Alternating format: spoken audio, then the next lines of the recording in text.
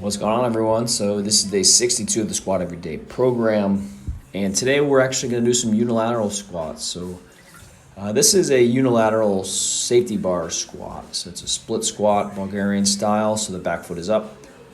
If you're ever looking to increase your squat strength or just help improve your overall lower body strength and kind of correct some muscle imbalances, I love unilateral training for that. So in this block, I'm actually taking my last squat day and I'm just doing some basic 5x5 work with a split squat here.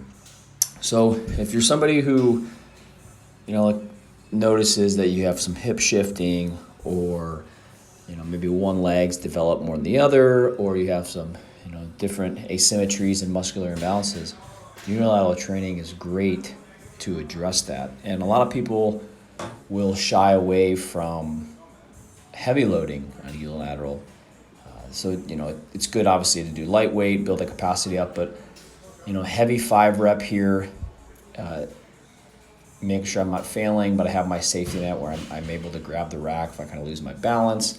If you are in a squat rack, that's even better because you have the safety pins, but don't be afraid to take your split squat game to a little heavier. And I really like using the safety bar squat instead of like a straight bar, just because my hands can be a little more free. I don't have to worry about so much holding out on the bar on my back, even though obviously I'm holding on to it.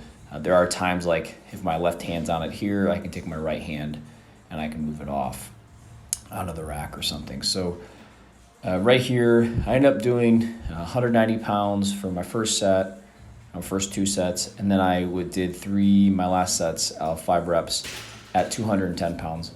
And really was just working on getting down nice and low, soft knee to that back. You can kind of see, it takes some time to kind of find your correct placement there. So before you get going, just make sure you're looking at where you want to be with that, and then go after it. So today, really was all about the split squat. And I'll be honest, this left my glutes and quads like beat up. I mean, like muscle soreness, which was a really great thing to get. And obviously it was 5x5s, but I was doing back off 5s and all that. But being able to get this great muscle response and get that soreness there told me that, something that I'm really happy to have in my next program here. So this was the last couple sets here. And something to think about too, in this new cycle that I'm doing, I was just doing straight barbell or front squat, straight singles with my back off sets. I'm still doing that 2 days of the week. I'm throwing in the unilateral variation, which is this, 1 day a week. And then I'm still going to keep front squats in, but we're going to add some chains to that. So all about adding variation this cycle. And I think it's important that, you can kind of go in and out of that, but make sure you get some variation in there. So as you can see here, nice and smooth.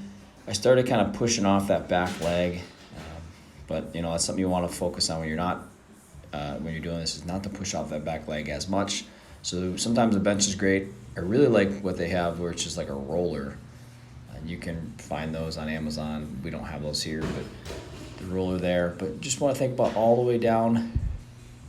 You can see here, I'm really trying to stay close to the bench here because I want to force myself to stay vertical. If I brought my front leg more forward, which I could, I would actually probably get more like glute and hamstring, just because my knee joint in the front wouldn't be as bent. I wouldn't hit that knee angle. So when we're looking at this, and the side view is great because whether you're squatting or lunging, you can play with your stances and how wide your stance is. But we really want to look at the knee angles and trying to get the quad, a little bit of hip action. So I have the knees kind of over the toe. In this one here, I'm definitely kind of getting a little more of quad and glute, but probably not as much knee flexion as, say, like a front squat or something where I'm getting that quad. But this is really good too because I was able to really attack that leg drive, find that balance in the feet. So really try with that if you are somebody who has some issues in the squat or just feeling your legs driving.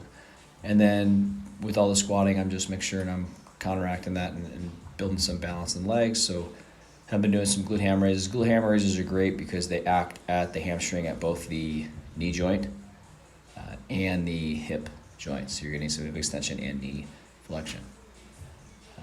So I was just doing like sets of like 5 to 8 with the plate, and then I would just do a quick little drop set where I would drop the weight and get a couple more here, just getting a little bit overload, but nothing crazy.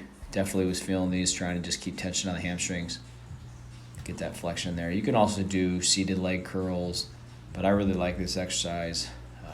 Gets a little bit of eccentric strength as well from like a Nordic hamstring curl. So hopefully that was helpful for you guys to learn how to just prioritize unilateral training at times in your program. So make sure you guys comment below, let me know what you think, and I'll see you next time.